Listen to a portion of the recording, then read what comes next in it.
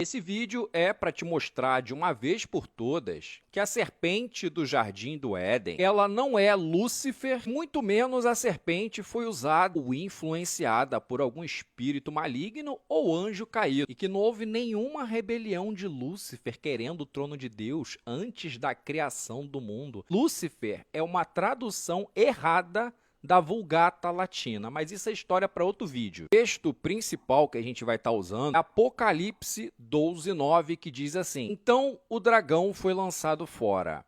Ele é a antiga serpente chamada Diabo ou Satanás. Para que o texto fala que ele é a antiga serpente. Não que a serpente foi usada e não que a serpente foi influenciada. Ele é a antiga serpente chamada Diabo ou Satanás, que engana o mundo todo. Ele e os seus anjos foram lançados na terra. Nenhum lugar na Bíblia diz que algum ser entrou na serpente, possuiu a serpente, até mesmo usou a serpente. O nome original no hebraico, Nasha, pode ser traduzido como um ser brilhante. A gente está diante de um ser que fala, argumenta, interpreta ordens divinas e ainda conhece Deus, tem intenções morais, engana e ainda desafia a autoridade de Deus. Isso tudo é função de um ser espiritual e não de um animal. Esse ser andava pelo Éden e também pelo jardim, porque o jardim do Éden ficava no Éden. O jardim era um local do Éden. Seres celestiais transitavam no Éden, que era tipo um ponto de contato entre o céu e a terra. A serpente fazia parte do conselho divino de Deus, que é descrito em 1 Reis, capítulo 22, do 19 ao 33. A serpente se revela contra Deus, engana a Eva, passa a ser o acusador e Satanás descrito no texto base de Apocalipse que nós falamos, passando a vagar pela terra, mas ainda com acesso ao tribunal de Deus para acusar a humanidade. E isso é descrito em Jó, capítulo 1 e 2, onde Satã aparece na presença do tribunal de Deus, acusando Jó. Também em Zacarias 3, também fazendo acusações. Só que em Apocalipse 12:9 diz que ele foi lançado à terra. Foi nada daquela história de Lúcifer caindo por orgulho. Apocalipse 12:10 diz assim: Agora veio a salvação, o poder e o reino do nosso Deus e a autoridade do seu Cristo,